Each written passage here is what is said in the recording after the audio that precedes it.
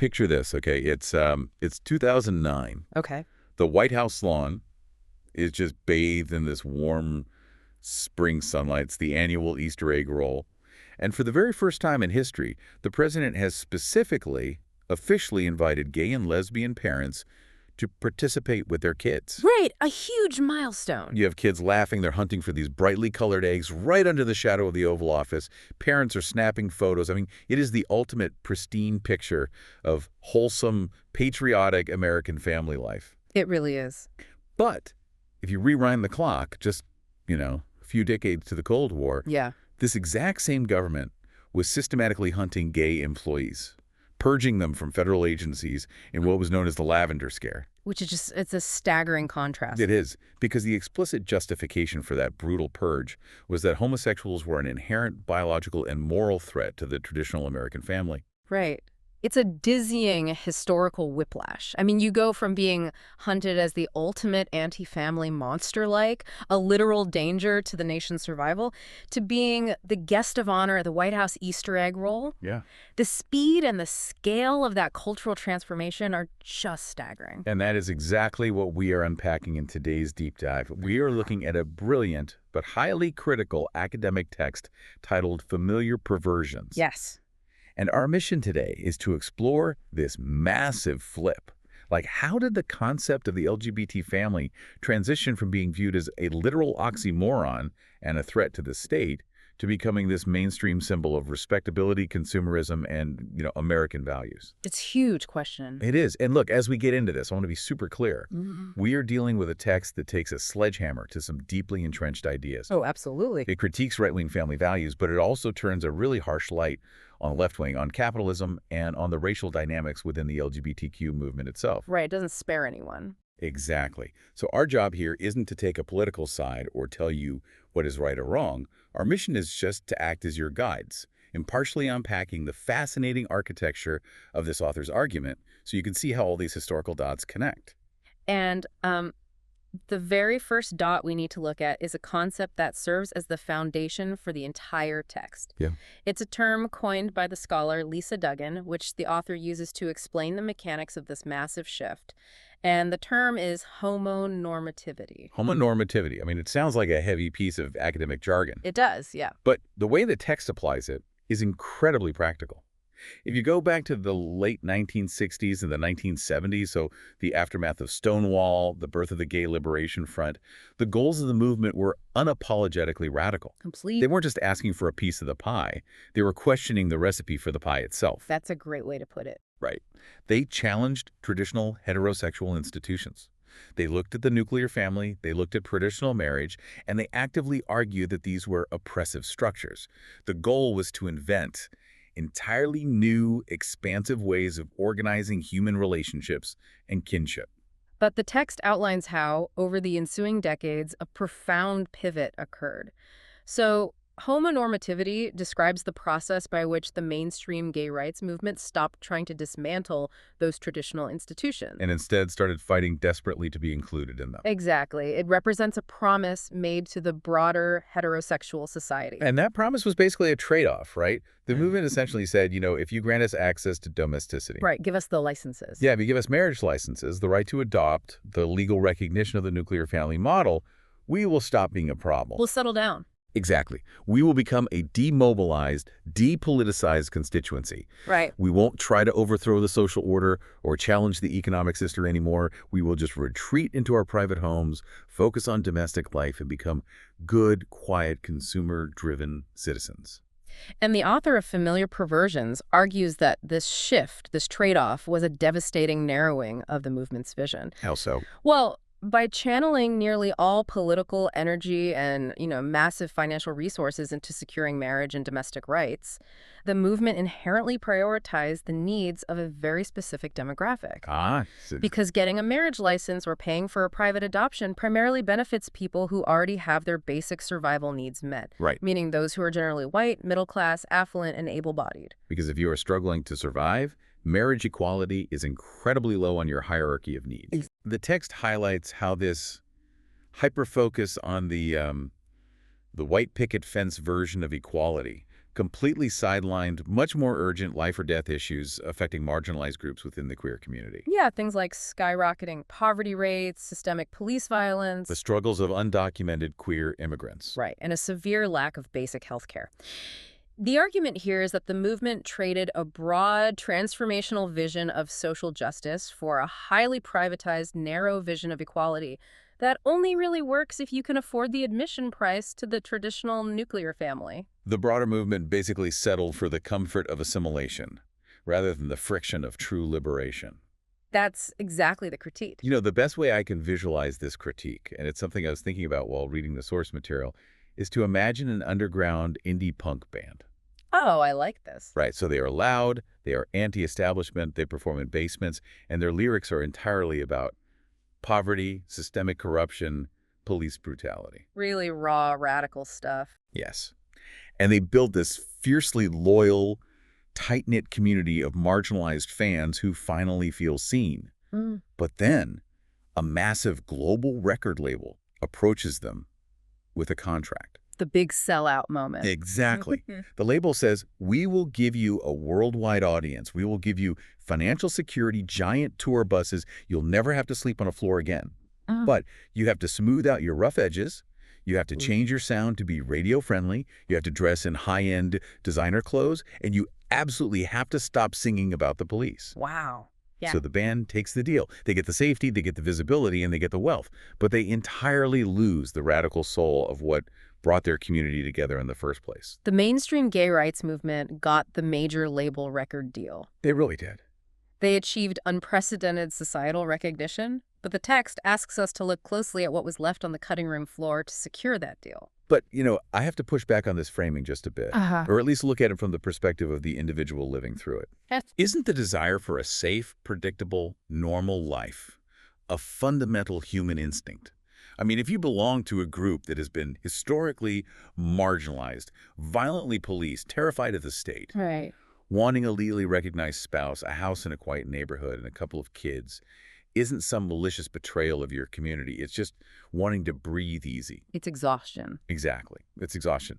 Why does the text frame this deeply human desire for domestic peace as a perversion of the original movement?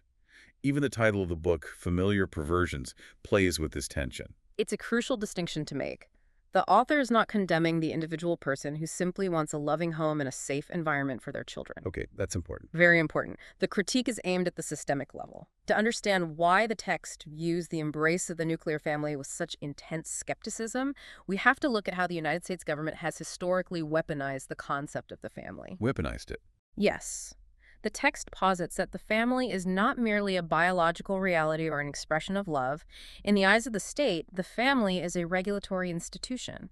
Wow. It is a primary tool of statecraft used to manage populations, control resources, and enforce specific economic behaviors. The idea that the family is a mechanism of government control is, well, it's heavy. It is. And to prove this, the text actually takes us way back to the 19th and early 20th centuries to look at how the U.S. wielded this concept. Let's start with the Dawes Act of 1887. Right. Because we usually learn about this in history class purely as a massive, tragic land grab by the U.S. government. It was a land grab, absolutely. But the specific mechanism used to execute that land grab was the enforced imposition of the nuclear family structure. How so? Well, the text explains that indigenous communities largely operated through communal living, shared resources, and complex, often matrilineal kinship networks. Right. Extended families, whole communities raising children. Exactly. And the U.S. government viewed this communal structure as a massive impediment to capitalism and westward expansion. Because you can't easily buy and sell communal land. Precisely.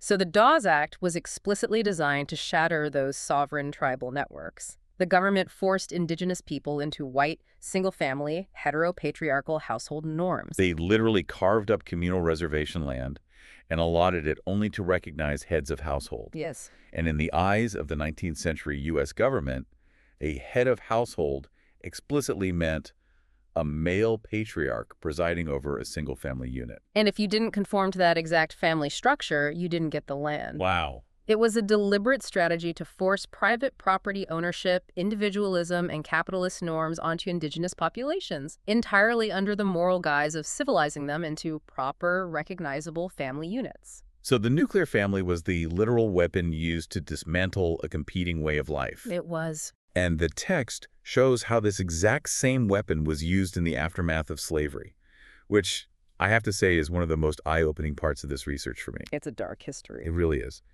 During slavery, enslaved black people were legally barred from marriage. Their intimate bonds, their children, their partnerships were systematically and violently destroyed because they were treated legally as property, not people. Right. But the moment emancipation happens, the state suddenly flips the script and imposes incredibly strict marriage laws on newly freed black citizens. Why force marriage on a population you just spent centuries forbidding from marrying? The text argues it was entirely about economics and the privatization of care. Make them pay for themselves. Exactly.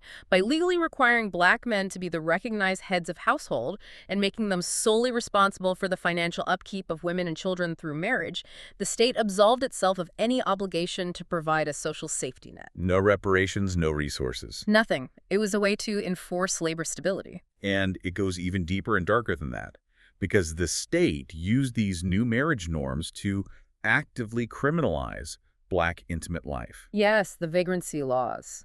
Right. The text details how if formerly enslaved people were found living together, sharing resources, or organizing their intimate lives outside of state-sanctioned monogamy, they were subject to arrest under newly minted vagrancy laws, And this connects directly to the loophole in the 13th Amendment. which abolished slavery except as a punishment for a crime. Exactly. Local sheriffs and judges would use the failure to adhere to strict nuclear family norms as a pretext for arrest. That is insidious. It is. Once arrested for vagrancy or immoral living, these individuals were funneled right back into unpaid, brutal labor through the convict leasing system. Unbelievable. The moral imperative of the proper family was used as a direct pipeline to re-enslave black populations for corporate and state profit. It is staggering when you lay it out like that. And the text also brings up late 19th century immigration policy to hammer this point home. Yes, the Asian immigration laws. Look at the laws designed specifically to restrict Asian immigrants, particularly Chinese laborers.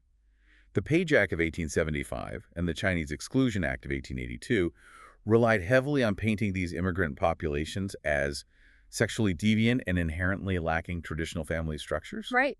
The government permitted the men to enter as a temporary, highly exploitable labor force to build the railroads, but barred them from bringing their wives or families. They created the very condition they were criticizing. Exactly. They then used the resulting bachelor communities as proof that these immigrants were incapable of forming proper American families. Wow. Which then became the legal and cultural justification to exclude them from citizenship entirely. So, synthesizing all of this, the text is demonstrating that for over a century, the U.S. used the picture-perfect nuclear family as a velvet glove over an iron fist. That's a great metaphor.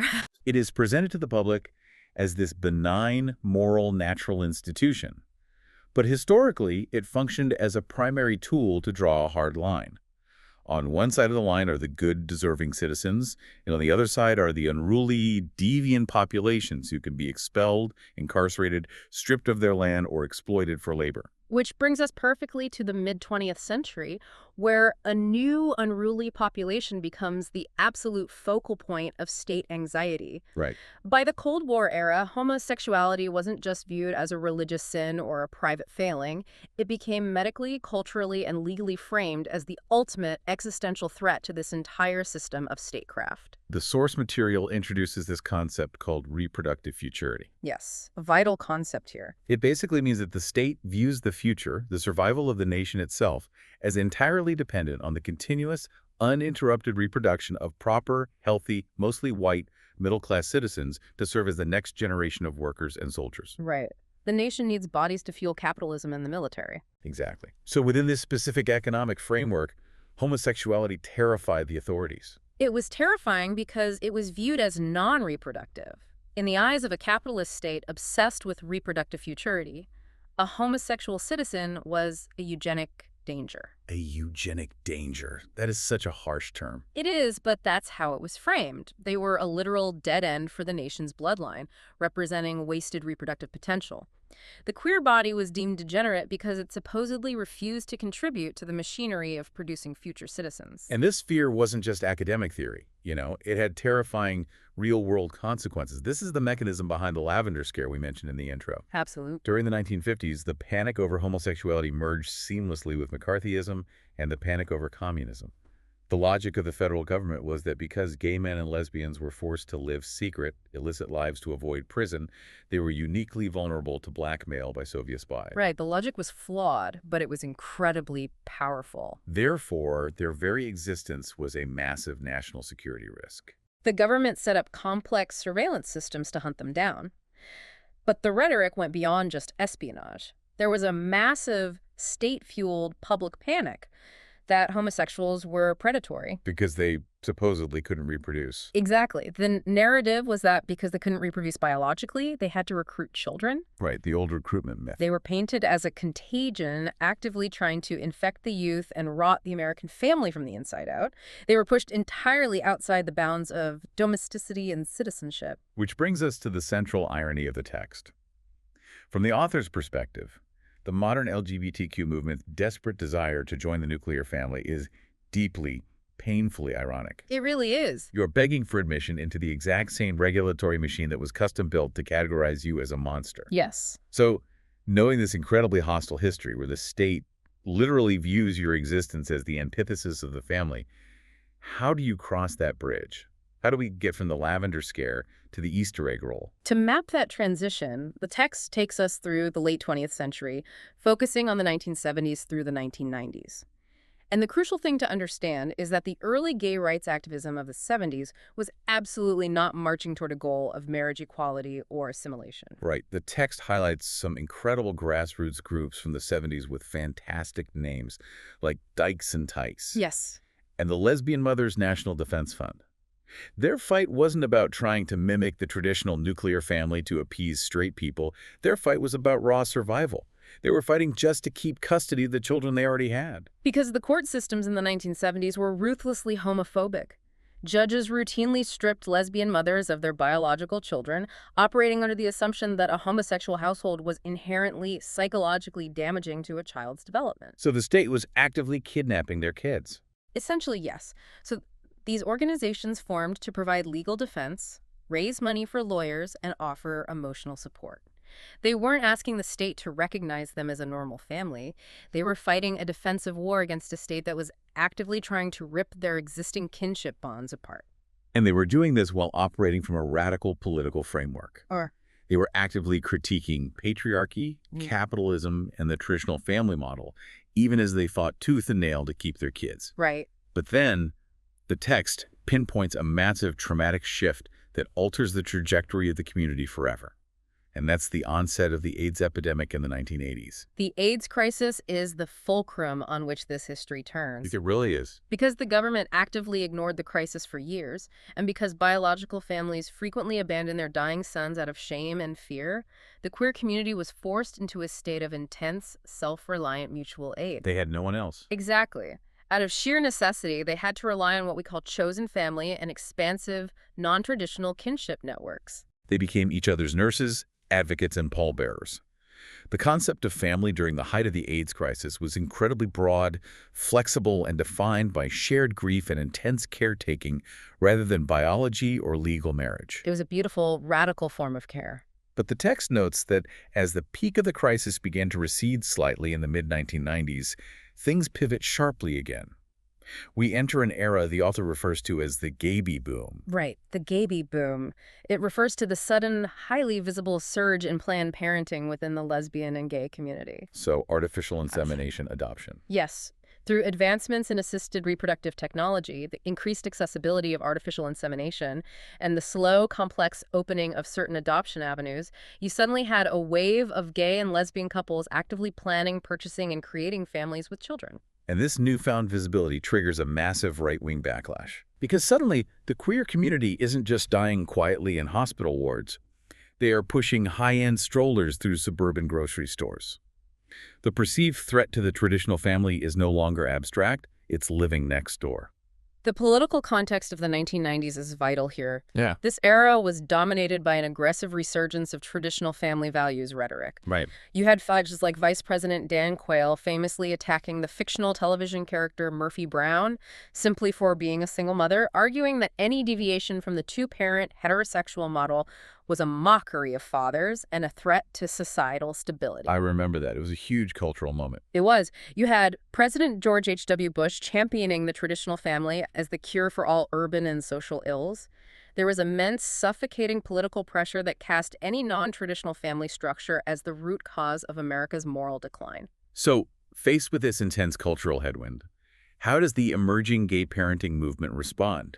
Do they fight back with the radical anti-assimilation energy of the 70s? No. Do they loudly defend the expansive chosen families forged during the AIDS crisis? According to the text, they do the exact opposite.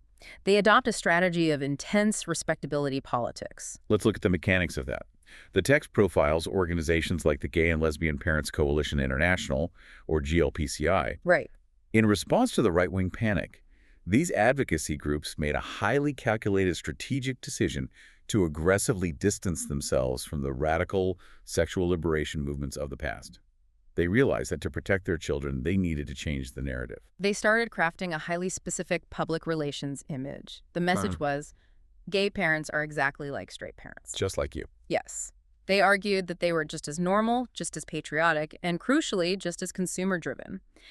The text highlights incredibly specific advice these advocacy groups would give to gay parents. This part blew my mind. They would tell them to make sure their straight neighbors saw them doing mundane things, like stressing out about getting their kids into good schools or complaining about how much television their kids watched. It is wild to read that. The underlying message was, don't worry, straight America. We aren't out here subverting gender norms or plotting to overthrow the government. We're just stressing about standardized testing and paying our mortgages like everyone else. It was a survival tactic. And again, we have to recognize that strategic survival mechanism at play here. If the state is holding your right to exist, your right to keep your children hostage, Right. and the ransom is act like a traditional, boring nuclear family, of course you pay the ransom. You do whatever you have to do to shield your kids from a hostile society. And the author acknowledges that on an individual, interpersonal level, it is entirely understandable. Totally. But the text demands we look at the macro level, systemic consequence of that choice. What gets lost when a civil rights movement trades its radical communal roots for a white picket fence strategy? It's the record deal analogy again. Yeah. Exactly. The argument is that by adopting this defensive apologetic posture, constantly pleading we're just like you, the movement implicitly validated the right-wing premise. How so? They validated the idea that the traditional, consumer-driven nuclear family is the only legitimate, respectable way to organize human life. In their desperate bid for safety, they threw other, more marginal forms of queer life. The single people, the sexually radical, the chosen families without children under the bus. So, trying to retrofit the traditional family into a historically radical culture causes massive friction. Massive. To show us exactly what this tension looks like in real life, the text takes us to a very specific geographical location. Provincetown, Massachusetts, often affectionately called P-Town. Provincetown serves as a brilliant microcosm for this entire sociological shift. It has a fascinating dual history. On one hand, it's the site where the Pilgrims first landed before moving on to Plymouth, so it is steeped in this deep, foundational mythos of traditional American history. But for decades, it has also operated as an internationally famous, adult-oriented LGBTQ resort town. It has a long, storied history as a haven for countercultural freedom, intense artistic expression, and highly visible, unapologetic queer sexuality. Yes. The text specifically highlights famous cruising spots like the Dick Dock, where public sexual exploration was an open secret and fundamentally woven into the fabric of the town's culture. Yeah. It was a place where queer people could escape the suffocating norms of the rest of the country and just exist freely. But then the demographics begin to shift. Right. In 1995, an organization called the Family Pride Coalition started hosting an event called Family Week in Provincetown. Initially, it was just a small gathering of gay families meeting at the beach. But as the gay bee boom accelerated, it exploded in popularity. Completely transformed the town. Yes. The text notes that by 2015, over 5,000 LGBTQ families with children descended on this small, historically adult town for this annual event, and it completely, radically transformed the physical and cultural landscape. And the text details how this influx caused an intense, bitter cultural clash. You have this historical adult playground suddenly overrun by thousands of toddlers. Right. Local business owners, drag queens, and older generations of gay men who had fought for the space in the 70s and 80s were furious. Suddenly, the narrow streets are clogged with massive, high-end strollers, and the town is suddenly plastered with corporate sponsorships for Family Week. Brands like Tylenol, General Motors, and ABC Family. The visual of a radical queer sanctuary being sponsored by Tylenol is the ultimate symbol of the homonormative pivot we've been discussing. It really is. The tension wasn't just ideological, it became geographic. There were literal battles over physical space. Where could the families go versus where could the adult sexual culture thrive? Turf wars, basically. Exactly. The text describes how the organizers of Family Week attempted to cordon off sections of the town. They tried to create privatized, family-only zones, actively working to shield their children from the more overt historical displays of queer sexuality that made Provincetown famous in the first place. You know, the analogy here is almost painfully obvious. It's exactly like moving into an edgy, artistic, underground neighborhood because you think the history and the nightlife are cool and authentic. Right. But the absolute second you unpack your boxes, you start circulating a petition to shut down the loud bars, close the drag clubs, and increase police presence so your kids can sleep. That's exactly it. The author is using Provincetown as a physical, spatial metaphor for the gentrification of queer culture. The organizers of Family Week were attempting to sanitize the space. They were trying to make it safe, desexualized, and palatable enough to attract major corporate sponsors. The text argues that they operated under the deeply internalized assumption that family-friendly and queer culture were mutually exclusive. That is a staggering critique. It is. Because by trying to hide the dick doc and police the streets to protect their kids, these gay parents were essentially confirming the homophobic right-wing anxiety that homosexuality is inherently dangerous to children. Exactly. Instead of using their presence as gay parents to prove that queer sexuality and family life can coexist, they capitulated to the fear. They absorbed the state's anxiety about their own culture and policed themselves. So trying to retrofit a traditional family into a historically radical space like Provincetown caused immense painful friction. If gentrifying an existing space is that difficult and culturally destructive, what is the alternative? Do you just go build your own private world from scratch? Right. Because that is exactly what the next initiative in the text decided to do. They bypassed the friction of a real town entirely by purchasing a floating bubble.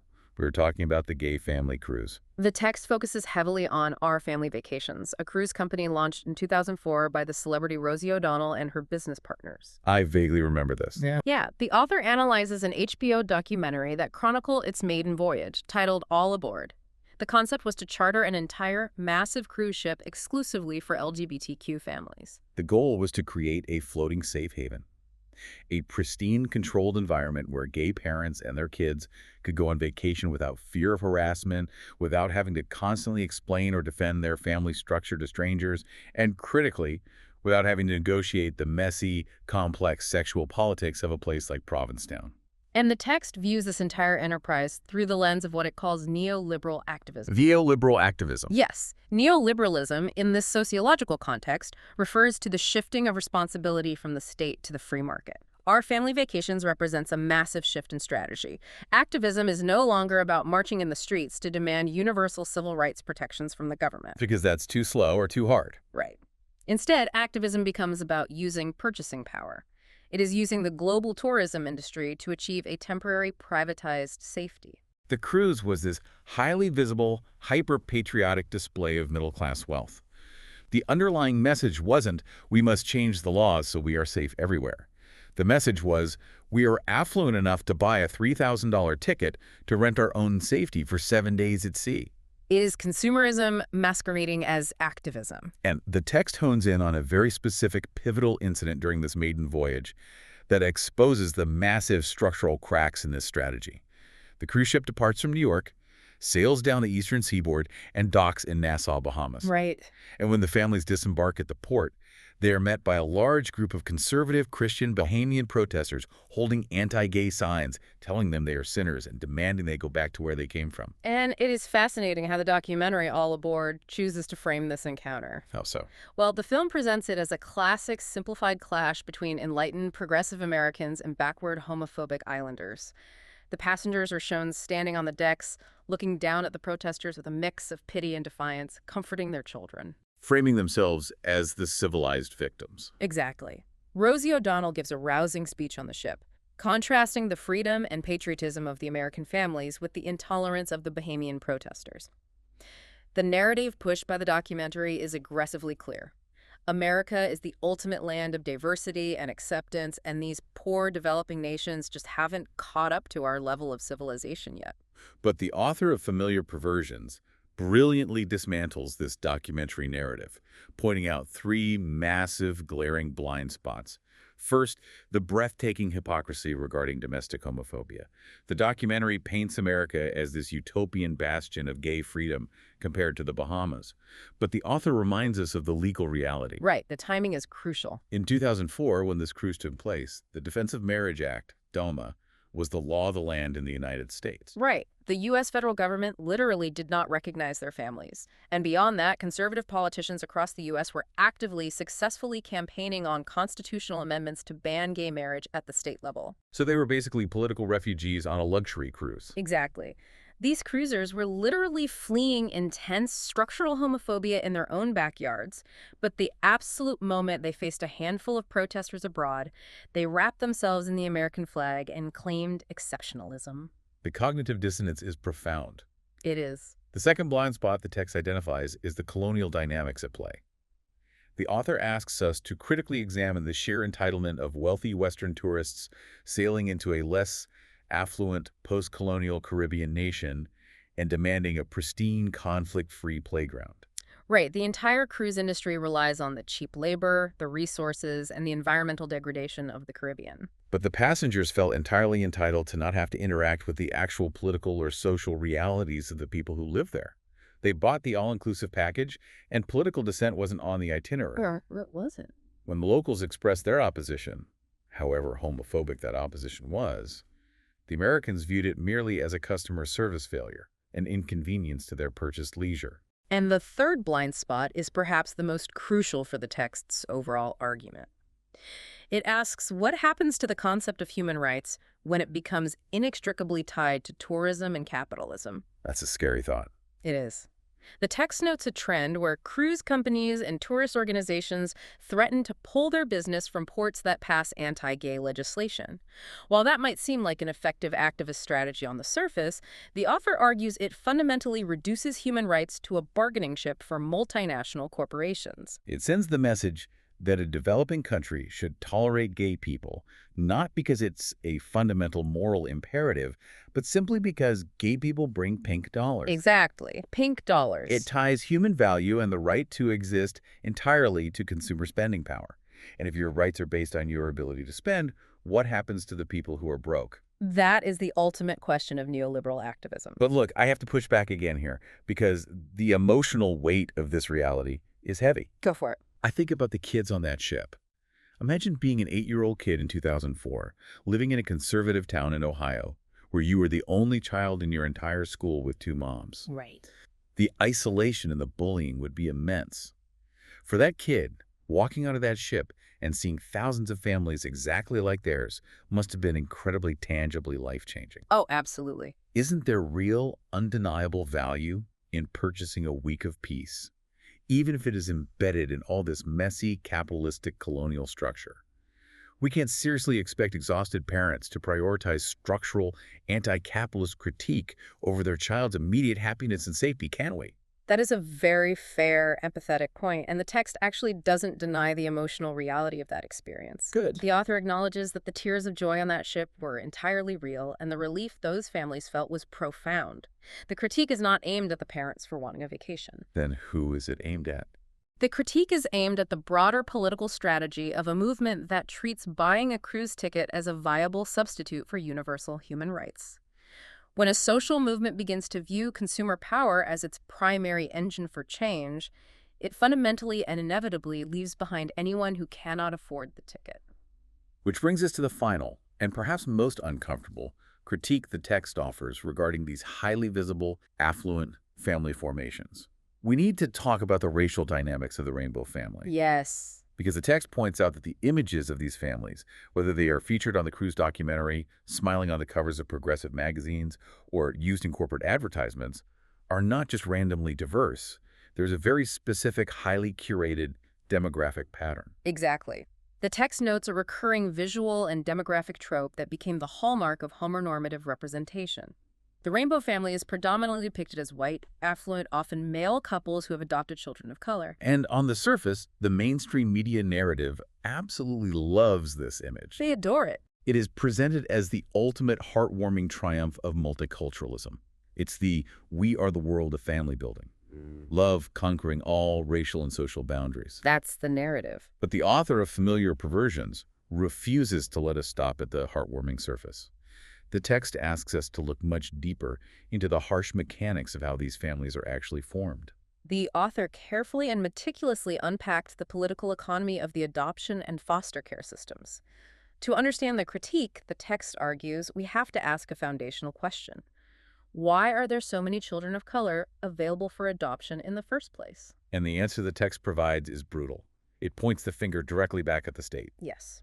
The text argues that neoliberal state policies, specifically the aggressive defunding of welfare and social safety nets, the punitive and racially biased nature of the criminal justice system, and the systemic biases embedded within child protective services, systematically penalize and tear apart the families of poor, non-white biological mothers. So the state, operating through these various agencies, deems these mothers unfit, often not because of abuse, but simply because they're trapped in poverty. Exactly. They lack housing, they lack health care, or they are caught in the justice system. The state removes their children and places them into the foster system. And then the system performs a horrifying magic trick. It flips the script for the adoptive parents. Precisely. The exact same state apparatus that violently dismantles the biological families of poor women of color, then turns around and financially subsidizes, rewards, and culturally celebrates affluent white gay couples for saving these very same children through private or foster adoption. So it's like, imagine the government deliberately goes into a poor, underfunded neighborhood and shatters on a beautiful ceramic vase. Oh, okay. They just take a hammer and break it on purpose through systemic neglect.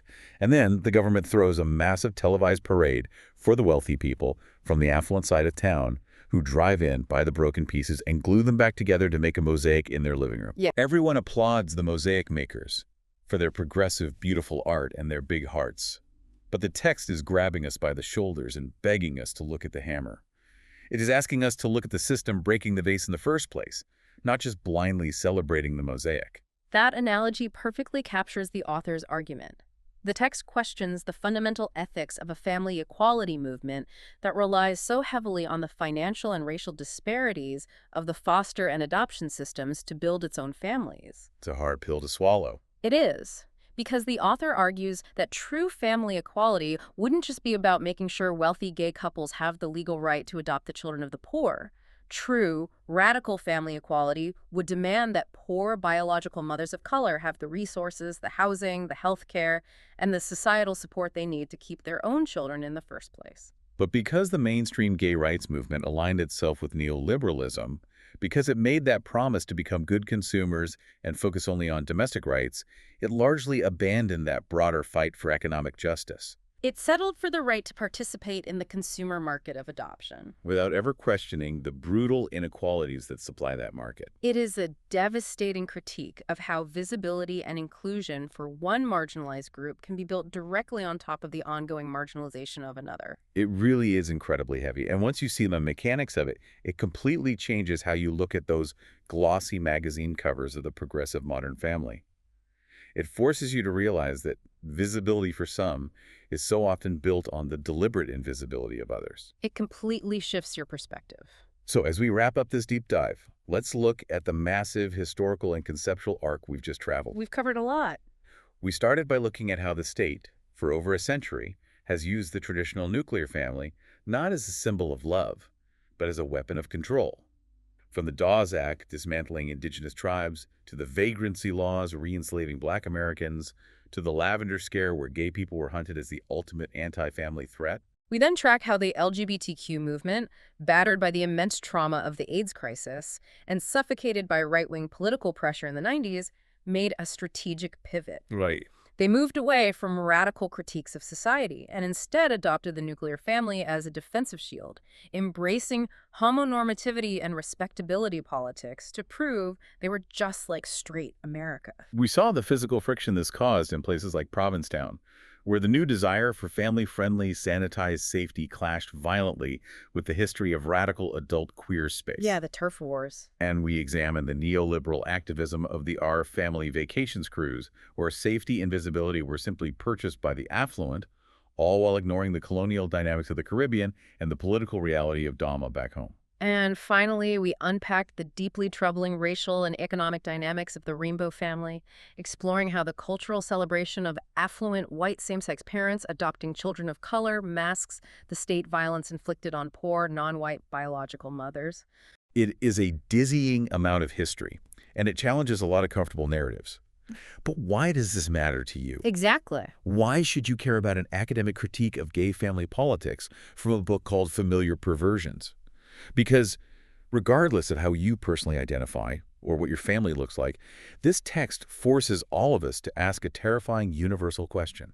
What's that? How much of our own normal lives, the way we structure our households, the way we spend our money, the way we define success, is actually shaped by a desperate subconscious desire to be accepted by the very systems that once excluded us? Are we making choices based on what is truly best for our communities? Or are we just trying to prove to the authorities that we aren't a threat to the status quo? And as a final reminder, these are the critical, complex arguments presented by the author. The text demands that we look at the shadows cast by the bright spotlight of mainstream inclusion. Whether you view the mainstreaming of the LGBT family as a beautiful, hard-won victory of love and resilience, or as a troubling surrender to capitalism and conformity, the source material offers an undeniably thought-provoking lens through which to view modern history. It really does. It shatters the simple, binary narrative of bad old days versus good new days and forces us to look at the messy, complicated reality of how social change actually happens. Definitely. And that brings me back to our opening hook. We talked about that clean journey from the Lavender Scare to the White House Easter egg roll. Right. On paper, it looks like a total flawless victory. But I want to leave you with a final, lingering thought to mull over, something that builds on everything we've discussed today but grounds it right in your own neighborhood. Okay. Think about the unique, weird, beautiful subcultures you might have belonged to in your life. The underground scenes, the tight-knit communities forged by people who didn't fit in. If a marginalized group achieves total equality by perfectly mimicking the dominant culture, did they actually change the world, or did the world just successfully absorb them? And if total assimilation blending in so perfectly that you become invisible is the final destination, what happens to the unique art, the resilience, the radical empathy, and the culture that was forged out there in the margins? Does true societal acceptance require the death of this subculture? That is a heavy question to leave on. It is. Thanks for joining us on this deep dive. Take care.